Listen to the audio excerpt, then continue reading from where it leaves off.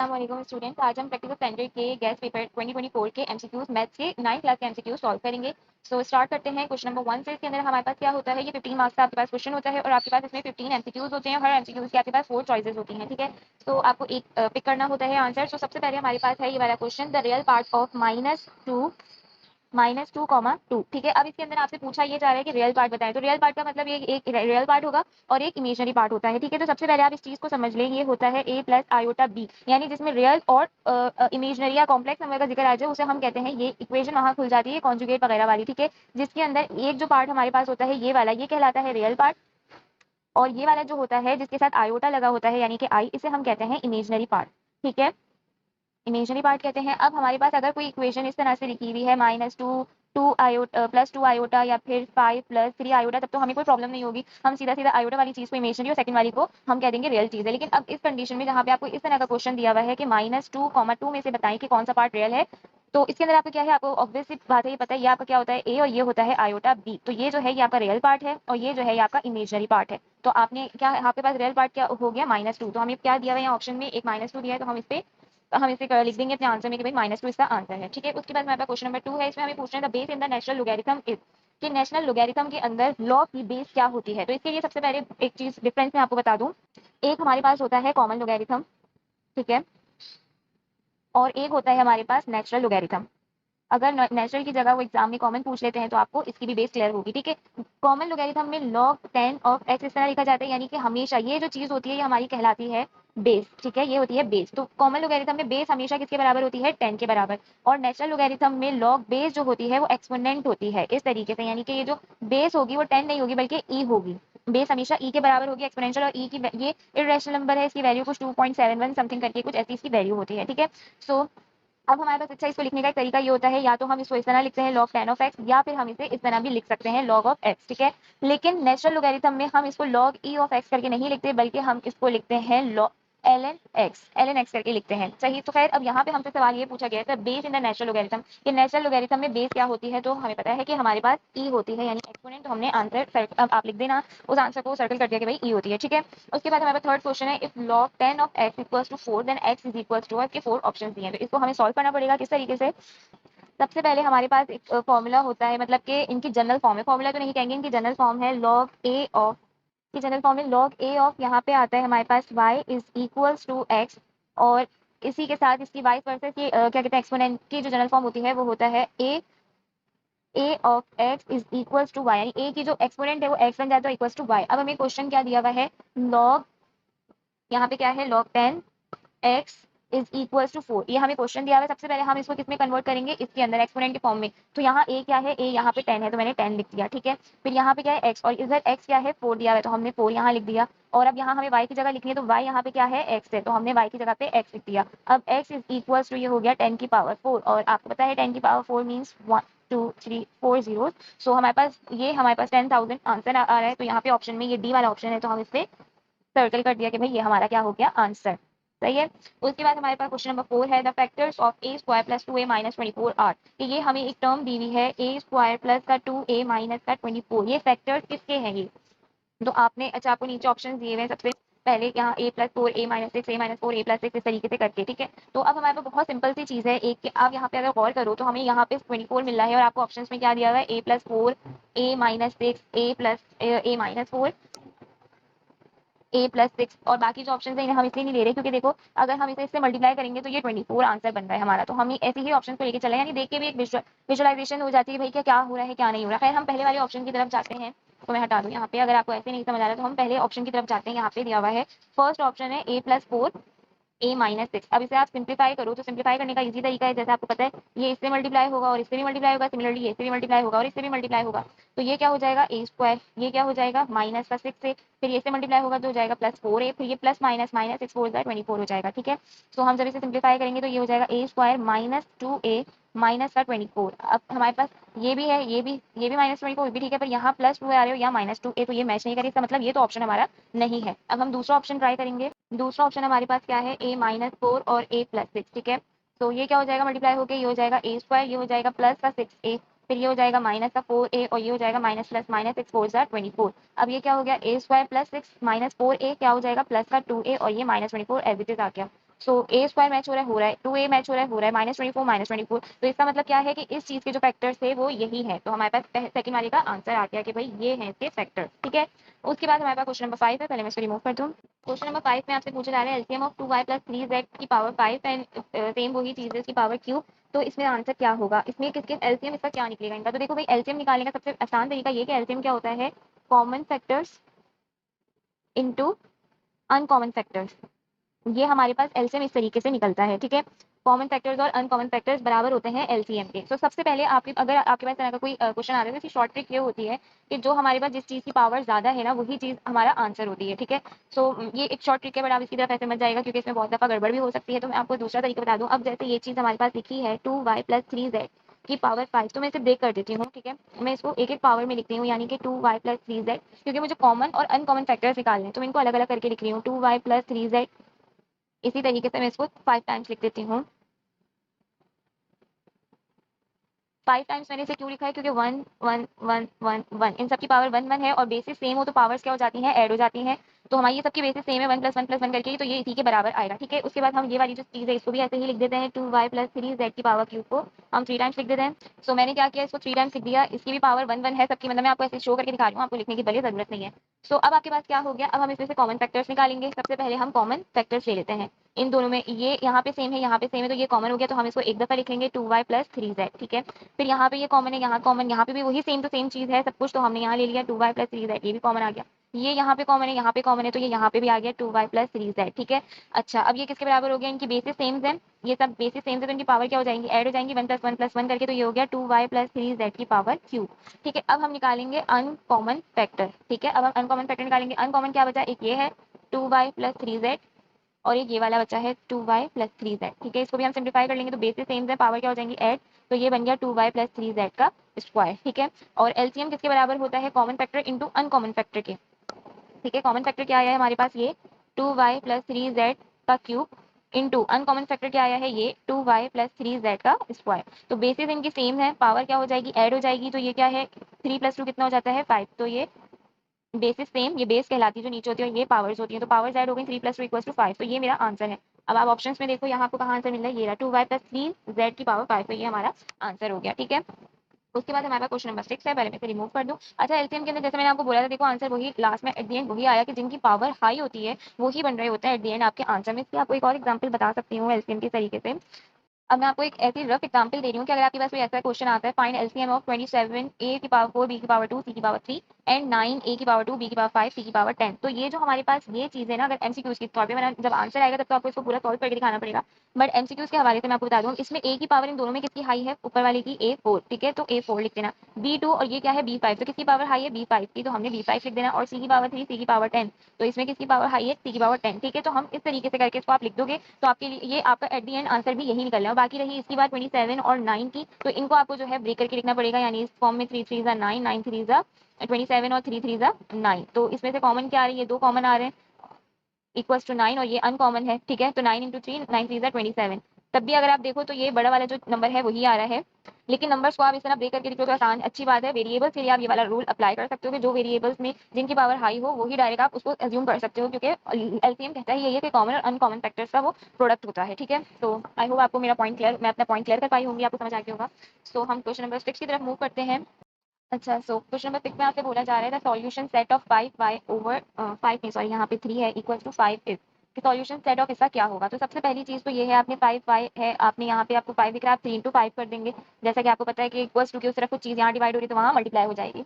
तो आपके पास लेकिन यहाँ पे एक अदद मॉड लगा हुआ है, इसका मीन्स ये होता है कि आप इसको एक वैल्यू नहीं ले सकते, आप दो वैल्यूज करोगे, यानी एक तो हो जाएगी -3, ठीक है, और एक होगी और 5y, क्योंकि ये मॉड है तो इसके अंदर मॉड का मीन्स होता है कि अगर फॉर एग्जांपल मेरे पास कोई आंसर -2 आया था, ठीक है, तो वो अगर मैं मॉड में लिख दूं तो मुझे मॉड में माइनस लिखने की जरूरत नहीं है। इसका मतलब होता है कि आंसर अगर प्लस है तो वो तो प्लस ऐसे भी रहेगा, लेकिन अगर माइनस है तो वो मॉड में माइनस नहीं लिखा जाता। तो जब भी कोई चीज मॉड के अंदर होती है तो हमें नहीं मालूम कि वो माइनस में उसकी वैल्यू या फिर प्लस में है। ठीक है, जैसे ये यहाँ पे था, यहाँ पे लिखा था 5y/3 और मॉड था, तो अब मुझे तो नहीं मालूम कि ये 3 जो है ये बाहर इसमें माइनस में था या प्लस में था। तो मैंने क्या किया, इसको इसको जब मैंने यहाँ पे भेजा तो एक तो मैं इसको -3 × 5 के साथ लिखूंगी, एक ये भी हो सकता है, और दूसरा 5y = 1, ये मे भी पॉसिबल कि जो 3 है वो पॉजिटिव हो, तो मैं इसको दो दफा इस तरह लिखूंगी। ठीक है, तो अब हम इसे किस तरह सॉल्व करेंगे, सिंपल मल्टीप्लिकेशन है और कुछ भी नहीं है इसके अंदर।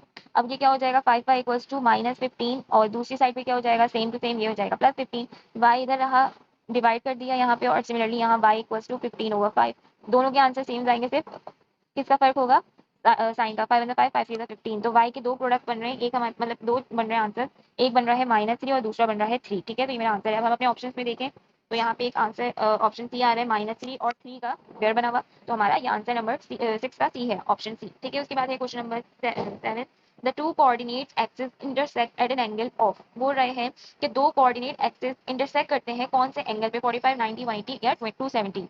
अच्छा, तो इसके लिए हमें सबसे पहले एक चीज समझनी चाहिए कि इन्होंने बोला है टू कोऑर्डिनेट्स। ठीक है, दो कोऑर्डिनेट्स हैं, कौन कौन से कोऑर्डिनेट होते हैं, एक तो होता है एक्स एक्सिस और एक होता है वाई एक्सिस। ये दो कोऑर्डिनेट्स एक्सिस होते हैं। ठीक है, थर्ड जेड एक्सिस होता है, बट एक्स एक्सिस किस तरह बना हुआ होता है हॉरिजॉन्टल और वाई एक्सिस किस तरह बना होता है इस तरीके से। ठीक है, तो ये हमारे पास आ गया वाई एक्सिस, ठीक है, और ये आ गया मेरे पास एक्स एक्सिस। ठीक हो गया।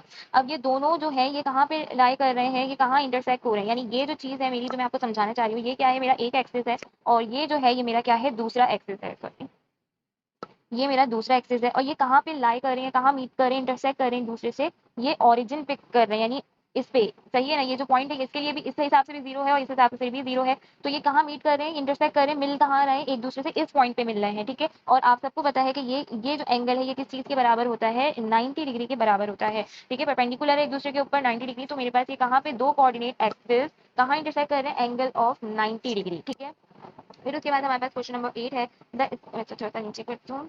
The standard form of quadratic equation is, ये तो आप सबको पता ही होगा बट फिर भी मैं बता देती हूँ। तो क्वाड्रेटिक इक्वेशन हमेशा हमारे पास क्या होती है, ए एक्स स्क्वायर प्लस का बी एक्स प्लस का सी इज इक्वल्स टू 0। यानी कि एक जो है उसकी पावर 2 होगी, दूसरा जो इसकी पावर 1 होगी और ये जो होगा वो कांस्टेंट नंबर होगा। और ये होता है हमारे पास कोफिशिएंट ऑफ एक्स स्क्वायर, ये होता है कोफिशिएंट ऑफ एक्स। ठीक है, तो ये हमारे पास होती है जनरल फॉर्म इसकी। तो अब यहाँ पे अगर आप ऑप्शंस में देखो तो यहाँ a x square plus minus b x plus minus c is equal to 0। तो यहाँ पे मतलब ये साइन प्लस माइनस भी हो सकती है, ये भी प्लस माइनस हो सकता है, इससे इतना मसला नहीं है। बट यहाँ जैसे इन्होंने लिखा है सेकंड ऑप्शन में a x square plus c तो इक्वल टू 0, तो ये नहीं हो सकती a x square plus c equal to 0 क्योंकि इसमें एक्स गायब है। ठीक है, तो ये नहीं हो सकती। दूसरा हमारे पास लिखा है a x cube plus b x square plus c equal to 0, तो ये भी नहीं हो सकती क्योंकि क्वाड्रेटिक में हाईएस्ट जो पावर होती है वो 2 होती है ना कि 3। और जो ये वाला ऑप्शन इन्होंने दिया हुआ है, एक ऑप्शन दिया हुआ है a x square plus b x square plus का सी इज इक्वल टू 0। तो क्वाड्रेटिक इक्वेशन में सिर्फ एक मतलब कि उसकी पावर 1 होगी, सॉरी मतलब 2 होगी, एक मतलब वेरिएबल की ना कि दो होगी, तो ये भी नहीं है। तो इस तरह हमारा क्या ऑप्शन आया, option A is the correct answer. इसको मैं टिक करता हूँ आपके यूँ। ठीक है, फिर उसके बाद क्वेश्चन नंबर 9 है 5 plus under root 15 into 5 minus under root 15 is equal to. ये बहुत आसान है, आप इसे चाहो तो मल्टीप्लाई करके सॉल्व कर लो, चाहो तो फॉर्मूला से। कैसे मैं आपको बताती हूँ। ये चीज आपको दी हुई है, इसको आपको सॉल्व करना है। ठीक है, अब अगर आप गौर से देखो तो ये दोनों ब्रैकेट्स में जो है वो नंबर सेम है, सब चीजें सिर्फ और सिर्फ किसका डिफरेंस है इनका। तो अगर आपको याद हो एक अदर फॉर्मूला हमारे पास होता है ए प्लस बी ए माइनस बी का, तो ये वही सेम फॉर्म बन रही है हमारे पास ए प्लस बी ए माइनस बी वाली बन रही है ना। तो हम इसको क्या कर सकते हैं, ये किसके बराबर होता है ए स्क्वायर माइनस के बी स्क्वायर के। तो यहाँ पे ए क्या है मेरे पास 5 है, तो मैंने 5 का स्क्वायर ले लिया, माइनस बी क्या है मेरे पास ये अंडर रूट 15, तो ये मैंने अंडर रूट 15 का स्क्वायर ले लिया। तो 5 का स्क्वायर कितना होता है 25 माइनस 15, स्क्वायर से रूट कैंसिल बचा 15। ठीक है, तो 25 माइनस 15 कितना हुआ इक्वल्स टू 10। तो 10 मेरा आंसर है। अब यहाँ 10 है मेरे पास ऑप्शन में, यहाँ 10 ए वाला है तो हमने ए पे कर दिया। अब अगर आपको दूसरे से मल्टीप्लिकेशन आपको ऐसा नहीं आ रहा तो आप मल्टीप्लाई कर सकते हो, लेकिन ये बहुत लंबा प्रोसेस होगा। एक इसको इससे, इसको इससे, इसको इससे और इसको इससे, तो ये क्या हो जाएगा। अब ये वाली कंडीशन तब अप्लाई कर सकते हो जब अंदर की चीजें आपस में सेम ना हो, यानी कि यहाँ 5 और यहाँ 8 लिखा हुआ हो, तब आपको जाहिर सी बात है मल्टीप्लाई करना पड़ेगा। तो वो क्या हो जाएगा 5 5 25। ठीक है, फिर इससे मल्टीप्लाई होगा तो -5 इंटू अंडर रूट 15, फिर ये हो जाएगा प्लस 5 इंटू अंडर रूट 15, फिर ये plus minus minus under root 15 into under root 15 क्या हो जाएगा एक दूसरे का स्क्वायर। तो ये माइनस ये प्लस ये कैंसिल हो गया, ये स्क्वायर से रूट कैंसिल हो गया, तो एट दी एंड यही बचा 25 माइनस 15 इक्वल्स टू 10। ठीक है, तो आप दो तरह से जो भी करना चाहो आप कर सकते हो। अगर इस तरह से वैल्यूज अंदर के ये चीजें सेम लिखी हुई हो, ए बी बन रहा हो तो आप फॉर्मुला लगा के अप्लाई कर लो, और अगर डिफरेंट नंबर्स हो तो आप इस तरह से मल्टीप्लिकेशन करके एंड देन आप उसको सब्ट्रैक्शन एडिशन करके आप उसे सॉल्व कर लो। फिर उसके बाद हमारे पास क्वेश्चन नंबर 10 है the solution set of equation 4x square minus 16 is equal to 0। बहुत सिंपल है, इसमें भी आपके पास फॉर्मुला लग रहा है। अगर आप देखो तो ये हो गया मेरे पास 4x स्क्वायर और माइनस 16 इज इक्वल टू 0। ये 4x स्क्वायर को क्या मैं इस तरह बंद करके लिख सकती हूँ 2x का होल स्क्वायर। अगर मैं इसे खोलूँ तो वापस से यही चीज बन जाएगी, 2 का स्क्वायर 4 और x पे भी स्क्वायर, माइनस 16 किसी चीज का स्क्वायर होता है, बिल्कुल होता है 4 इंटू 4 बराबर किससे होता है 16 के। तो मैं इसको 4 की पावर 2 लिख सकती हूँ, मैं इसको लिख सकती हूँ, बिल्कुल लिख सकती हूँ 4 स्क्वायर इक्वल टू 0। सही है। अच्छा, उसके बाद हमारे पास क्वेश्चन नंबर 10 है, पूछ रहे हैं the solution set of equation. हमारे पास एक इक्वेशन दी हुई है 4x² minus 16 is equal to 0। इसका वो बोल रहे हैं आप सॉल्यूशन सेट निकाल के बताओ, नीचे हमें आंसर दिए हैं, ठीक है। तो सबसे पहले हमने क्या करना है, यहाँ पे है 4x² इज इक्वल टू, ये माइनस 16 है, यहाँ जाएगा तो क्या हो जाएगा प्लस 16, ठीक है। फिर एक्स स्क्वायर, यहाँ से मैंने 4 को उठा के नीचे फेंक दिया, तो ये क्या हो जाएगा 4 1 जा 4, 4 4 जा 16 हो जाएगा। एक्स स्क्वायर है इक्वल टू 4। अब मैं एक्स की वैल्यू कैसे निकालूं, इसके ऊपर तो स्क्वायर है, तो मैं क्या करूंगी, taking root on both side. Square से रूट क्या हो जाएगा मेरा कैंसिल हो जाएगा, ये बचा खाली x, और यहाँ पे आ गया अंडर रूट 4। तो आप सबको पता है अंडर रूट 4 जो है किसके बराबर होता है 2 के, यानी आप 2 का स्क्वायर करके लिख दो तो स्क्वायर से रूट इस तरह कैंसिल हो जाता है। लेकिन जब भी रूट हटता है तो वो एक आंसर नहीं बल्कि दो आंसर आते हैं, +-2। तो आपको आंसर ऑप्शन पे कहीं ऑप्शन दिख रहा है, हमारे पास बिल्कुल दिख रहा है, ये ऑप्शन सी +-2, ठीक है। उसके बाद क्वेश्चन नंबर 11 है what should be added to x4 + 4 to make it a perfect square. इसको परफेक्ट स्क्वायर में बनाना है, यानी कि a + b का होल स्क्वायर में इसको लेके आना है। लेकिन वो बोल रहे हैं अब इस इक्वेशन, इस चीज में, यानी कि x4 की पावर +4 में ऐसा क्या ऐड करें कि वो हमारी ये परफेक्ट में स्क्वायर में आ जाए। तो कैसे करते हैं, चलिए देखते हैं। तो हमारे पास यहाँ पे x4 + 4 है, x की पावर 4 + 4। तो सबसे पहला काम आपको क्या करना है, क्या ये स्क्वायर में बंद हो रहे हैं, तो आप इसे स्क्वायर में बंद कर लोगे। x की पावर 4 है, तो क्या मैं इसे इस तरह लिख सकती हूँ, x की स्क्वायर का होल स्क्वायर। ये वापस से किसके बराबर हो जाएगा, x की पावर 4 के, ठीक है। और सिमिलरली इस तरह से 4 लिखा है, तो 4 को मैं 2 की पावर स्क्वायर कर दूँ तो ये किसके बराबर हो जाएगा, 4 के बराबर हो जाएगा, ठीक है। तो अब मैं क्या कर रही हूँ, मैंने सिंपल क्या किया, एक्स स्क्वायर का होल स्क्वायर, ठीक है, और प्लस इसको 2 का स्क्वायर कर दिया, सही है। अब मुझे क्या बनाना है, इसको a + b का होल स्क्वायर, तो परफेक्ट स्क्वायर बनाना है, किसके बराबर होता है, a² + 2ab प्लस के बी स्क्वायर के बराबर होता है, ठीक है। अब हमारे पास ये चीज बन गई, यानी ये हम कह सकते हैं ए का स्क्वायर, तो ये कंप्लीट हो गया। इसे हम कह सकते हैं बी का स्क्वायर, ये कंप्लीट हो गया। बचा क्या, 2ab। तो हम सिंपल इसको क्या करेंगे, पुट करेंगे चीजों में, किस तरीके से, मुझे एक्स स्क्वायर को मैंने ए कहा है, प्लस बी को मैंने क्या कहा है 2, इसको होल का परफेक्ट स्क्वायर बनाना है। तो यहाँ ए की जगह मैंने एक्स स्क्वायर ऐसे पुट कर दिया, +2 फॉर्मूले का आ गया। ए मैंने क्या सपोज किया है, एक्स स्क्वायर, बी मैंने क्या सपोज किया है 2, प्लस बी का स्क्वायर क्या हो जाएगा, 2 का स्क्वायर, ठीक है। अब इसे आप सॉल्व करो तो क्या हो जाएगा, एक्स की पावर 4 + 2 2 4x² प्लस 2 का स्क्वायर 4, ठीक है। तो ये किसके बराबर हो गया, x² + 2 के होल स्क्वायर, यानी ये परफेक्ट स्क्वायर में बंद हो गया। और मुझे क्या ऐड करना पड़ा, मुझे 4x² को ऐड करना पड़ा, क्या बनाने के लिए, इसको परफेक्ट स्क्वायर बनाने के लिए। तो मेरे पास यहाँ ऑप्शन आ रहा है 4x² सॉरी ये वाला नहीं, 4x² वाला। तो मैं इसको यहाँ सर्किल कर दिया कि मेरा आंसर है 4x², क्योंकि मुझे ये ऐड करना पड़ा, ठीक है। उसके बाद हमारे पास है sum of all angles of a parallelogram is, क्या होता है इसका। अच्छा, इसकी हमारे पास पहली बात तो इसकी अगर आपको पता हो डायग्राम कुछ फिगर इस तरीके की होती है। सेकंड मैं इसको पहले रिमूव कर दूं। अच्छा जी, सबसे पहले तो जो पैरेललोग्राम होता है, इसका नाम ही तो लेना बड़ा मुश्किल है। तो इसके साथ सबसे पहले ये जो दो साइड्स हैं ये इसके पैरेलल्स हैं, ठीक है। ये पैरेलल साइड्स और ये जो अपोजिट साइड्स हैं, ये जो इसकी लेंथ है, ये आपस में इक्वल्स होती हैं, और ये दोनों आपस में क्या होते हैं, पैरेलल्स होते हैं। अब जब भी हमारे पास ये 4 एंगल्स वाली कहानी आती है ना, तो एक्सटीरियर एंगल्स इनके 360 डिग्री के बराबर होते हैं। बट किस तरह बराबर होते हैं, हम इसको एक दफा देख लेते हैं। अब फॉर एग्जाम्पल मैं इसको नाम दे रही हूँ ABCD। अगर मैं इसके बीच में से एक लाइन ड्रॉ करता हूँ, ठीक है, तो क्या आपको दो ट्राइंगल्स बनते हुए नजर आ रहे हैं। एक तो ये रहा ट्राइंगल बनता हुआ, ठीक है, और दूसरा ये नीचे की साइड पे ट्राइंगल बन रहा है, ठीक है। अब ट्राइंगल इटसेल्फ किसके बराबर होता है, 180 डिग्री के बराबर होता है। ट्राइंगल के जो एंगल्स होते हैं वो बराबर होते हैं 180 डिग्री के। और अगर हमें सम ऑफ एंगल्स ऑफ पैरेललोग्राम निकालना है, पैरेललोग्राम, तो वो बराबर होता है हमारे पास 2 इंटू सम ऑफ ट्राइंगल, यानी कि 180 डिग्री के। जब हमारे पास सम ऑफ ट्राइंगल्स के, क्योंकि देखो यहाँ पे क्या बन रहा है, दो ट्राइंगल्स बन रहे हैं। मैं आपको सिंपल करके बता रही हूँ, एक पैरेललोग्राम को अगर हम देखें बीच से इंटरसेक्ट करते हैं, तो बीच से अगर लाइन लगाएं तो दो क्या कहते हैं ट्राइंगल्स बन रहे हैं। और ट्राइंगल एक जो है वो किसके बराबर होता है 180 डिग्री के, तो दो है तो दो किसके बराबर हो जाएंगे, 2 इंटू 180 इक्वल्स टू 360 डिग्री के। तो ये किसके बराबर होता है, इसका सम, इसके एंगल्स बराबर होते हैं 360 के। तो ये 360 हमारा आंसर मौजूद है, हमने इसको सेटल कर दिया, ठीक है। अच्छा, तो हमारे पास जो नेक्स्ट क्वेश्चन है वो बोल रहे हैं कि क्वेश्चन नंबर 13 है a quadrilateral having each angle equal to 90 degree and all the sides congruent is called a. ऐसा कौन सा, पहली बात तो हम इसे सिंपल करेंगे इसकी वर्डिंग्स को। क्वाड्रिलेटरल, ठीक है, सबसे पहले क्वाड्रिलेटरल की बात है तो चार साइड्स हैं, चार चीजें हो गई, ठीक है। उन्होंने बोला having an angle of 90 degree, यानी 90 डिग्री उसके एंगल्स पे बन रहा हो इस तरीके से, यानी उसके जो भी एंगल्स बन रहे हो वो 90 डिग्री, वो कहाँ बन रहे हैं, and all the sides congruent, और उसकी जितनी भी साइड्स हैं वो सारी क्या हो, इक्वल हो, सेम हो, ये रही, ठीक है। तो वो क्या होगा, अच्छा अब 90 डिग्री कब होगा, जब मैं अगर इसको यहाँ से बीच से इसको ऐसे यूं करता हूँ, ठीक है, यानी मैंने इसको बीच से कट कर दिया। अब यहाँ पे क्या एंगल बनेगा, ये क्या एंगल बन रहा है, अगर हम देखें तो ये वाई एक्सिस या एक्स एक्सिस, तो 90 डिग्री। यहाँ के परस्पेक्टिव से अगर हम देखें यूं, तो यहाँ पे भी 90 डिग्री बन रहा है, ठीक है। तो उस ऐसा क्वाड्रिलेटरल जिसके सेम साइड्स हो और 90 डिग्री उसका एंगल बन रहा हो, तो हम उसे क्या कहते हैं। ये क्या बन गया आपके सामने, आप मुझे बताने की जरूरत तो नहीं है, ये हमारे पास क्या बन गया, स्क्वायर। तो हमारे पास ऑप्शन डी है स्क्वायर, हम इसे सर्कल कर देंगे। फिर हमारे पास है क्वेश्चन नंबर 13 हो गया। Question number 14 perpendicular from a vertex of a triangle to its opposite side is called. तो इसे भी हम ग्राफ के जरिए सीखेंगे। सबसे पहले तो इन्होंने बोला perpendicular from a vertex of a triangle. Triangle की बात हो रही है तो हमने एक अदर ट्राइंगल बना लेते हैं। एक अच्छा सा ट्राइंगल हमने बना लिया, ठीक है। अब उन्होंने बोला कि हमारे पास क्या बोल रहे हैं कि perpendicular from a vertex of a triangle. अच्छा, वर्टेक्स क्या होते हैं? ये इसका ए पॉइंट, ये बी है तो ये सी है, ये इसके वर्टिसेस हैं, ये इसके वर्टिसेस हैं, ठीक है। ए बी सी, एक की बात करें तो वर्टेक्स, बहुत सारी की तो vertices. To its opposite side, अगर हम एक चीज को, एक लाइन को, परपेंडिकुलर मीन्स क्या है? इस तरह स्ट्रेट, ठीक है ना। अपोजिट साइड उसकी ड्रॉ करें तो क्या कहलाएगी वो चीज? यानी या तो हम इसको यूं ड्रॉ कर दें, ठीक है, ये है इसका वर्टेक्स और मैंने इसके अपोजिट इसको यूं ड्रॉ कर दिया। सिमिलरली ये बी का चीज है, अगर मैं बी के पर्सपेक्टिव से देखूं तो मैंने इसको यूं ड्रॉ कर दिया, और अगर मैं सी के पर्सपेक्टिव से देखूं तो इसके अपोजिट मैंने यूं ड्रॉ कर दिया, ठीक है, इसको इस तरीके से, ठीक है। तो अच्छा, अब इनके अंदर ये एंगल्स जो है देखो अगर आप, तो 90 डिग्रीज बन रहे हैं। ये रहा 90 डिग्री, यहाँ के हिसाब से भी ये 90 डिग्री, ठीक है। तो अच्छा, अब जब ये चीज इस तरीके से हो के वर्टेक्स में से अपोजिट तरफ परपेंडिकुलर लाइन ड्रॉ की जाए तो इसे हमेशा कहा जाता है एल्टीट्यूड, ठीक है। तो यहाँ पे ऑप्शन होगा हमारे पास एल्टीट्यूड, ये रहा।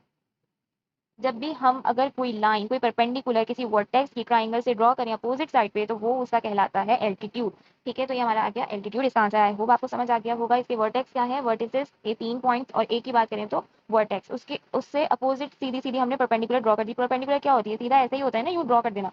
तो ये 90 डिग्री जिस पे बन जाए परपेंडिकुलर, और अगर आसान जबान में बोलूँ तो वो जो लाइन खिंचती है, वो जो चीज आती है, वो हमारी एल्टीट्यूड कहलाती है।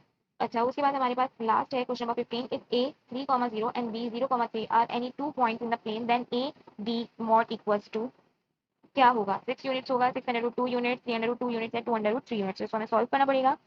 अच्छा, तो अब हमें जो यहाँ पे इन्होंने लिखा हुआ है ना ए बी मॉड, इसका मीन्स है हमारे पास हमें डिस्टेंस मालूम करना है। किस तरीके से? यानी कि हमारे पास कोई लाइन है और यहाँ 0 से लेके 3 तक, यानी कि 3,0 जो है वहाँ ए कहीं लाई कर रहा है और 0 से 3 पे कहीं बी लाई कर रहा है। तो हमें इन दोनों का क्या मालूम करना है? डिस्टेंस मालूम करना है, लेंथ मालूम करनी है। तो इसको मालूम करने के लिए हमारे पास एक अलग फॉर्मूला होता है, तो मैं यहाँ से हटा दूँ। आपने सिंपल लिखना है भाई, एज यू नो दैट कि डी बराबर होता है under root x2 minus x1 के होल स्क्वायर के प्लस y2 माइनस y1 के होल स्क्वायर के। अब यहाँ a क्या दिया हुआ है? 3,0, तो ये हो गया मेरे पास x1 और ये हो गया x2, और b यहाँ पे हमें क्या दिया हुआ है? 0,3, तो ये हो गया y1 और ये हो गया y2। अब सिंपल हमें क्या करना है? इसके अंदर वैल्यूज को पुट करना है। x2 क्या है मेरे पास?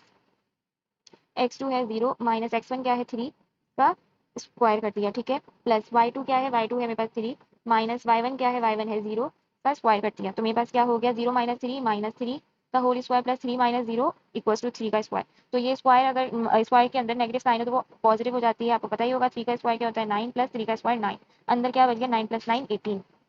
अब अगर आप 18 का रूट लो तो वो किसके बराबर होता है? 9 टू 18 के, ठीक है, इसे हम 9 टू कर सकते हैं, और 9 3 का स्क्वायर हो जाता है इस तरीके से। अब ये 3 के ऊपर भी स्क्वायर है, और 3 के ऊपर भी सॉरी रूट है, और 2 के ऊपर भी, तो ये स्क्वायर से रूट कैंसिल हो जाएगा। तो मेरे पास फाइनल आंसर क्या बचा? 3/√2, ठीक है, ये है मेरा डिस्टेंस।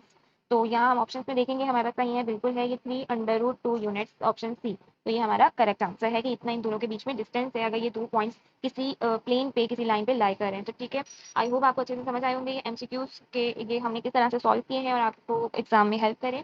अगर कुछ चीज़ समझना है तो आप मुझसे पूछ सकते हैं, कमेंट कर सकते हैं।